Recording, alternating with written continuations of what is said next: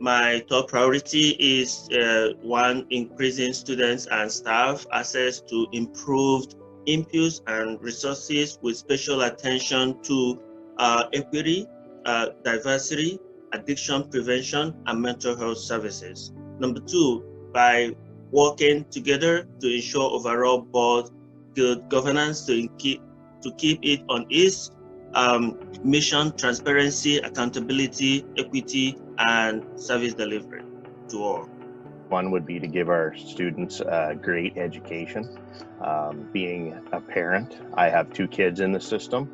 I want to make sure that they get the best education possible, as all children are going to be our future leaders, and I want to make sure that they get a great quality education. Second, one of my points would be to ensure that the staff of the schools have the adequate funding available to provide that education for the children. There's been a lot of cuts recently, and I think we need to relook at some of those. Adequate time within the schools to really get a full sense of what's happening in each school. Each school within Brandon is very unique and different from its own, and within that culture of each school, each classroom is different and has their own unique needs and priorities.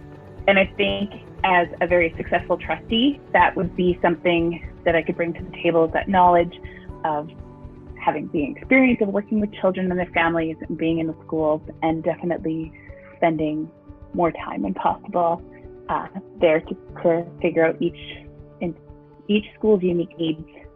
Top priority will inevitably be advocating for a strategic implementation of the provincial education review. Now, the reason for that is some people didn't want to jump into this fire because they thought, oh, COVID, all this kind of stuff. And the way I look at this is the administration has done a pretty good job with dealing with the pandemic. This is something brought on that nobody knew what to do, how to deal with, and it's something that's becoming of the past. Okay, so if you understand what I'm saying, I'm not saying we're done with dealing with the pandemic. I'm saying that that's an issue that was dealt with. It's being implemented.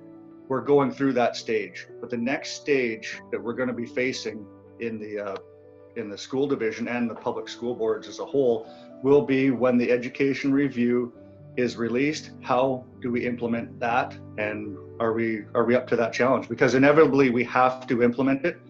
Are we going to resist it? Are we going to move forward with it? Are we going to try to find ways to, add things in at certain places at certain times that best suit our current system? So that is my ultimate goal at this time, is to be a part of that process, which is the next. I guarantee you that's the next biggest thing, unless there's some strange scandal that happens. That's what's going to be on. Would be to look at expanded learning opportunities for students, looking at ways to partner more with universities and colleges already, as Crocus does, and to look at possibilities for students to be more prepared for the post-secondary world, whether it be the workforce or going into university or college. I've ran into people that don't know how to write checks, and just being able to help them figure out their budgeting and the post-secondary preparation would be a good place to start to look at. Top priority as trustee is making sure that we are looking at everything from a 360-degree perspective at that table. As much as we have everything that's ongoing right now with the current pandemic, I would think right now that is probably prime, is understanding where we are as a division in our preparedness, not only just for each school, but across wide our entire community. Because it's not just making sure that we're being safe from the perspective of our schools and our children, but making sure that we're also implementing the resources that are needed for our support staff, our educators, everybody who's doing all the other little bits and parts that make our division run smoothly. We've got to take everybody into consideration with the planning for this as well too. But more so than that, should our conditions change within our region, we really need to be prepared for what that homeschooling looks like, or what that remote learning looks like. And I want to really make sure that every child, and because every child has a right to an education, has a solid, equal opportunity to achieving and accessing that right to an education should we move into a remote learning environment. Be restoring programs that have been cut that are very important to families and students that had a great impact on them, as well as the mental health of everyone, making sure the supports and the services and the programs, and we are aligned with who can offer them.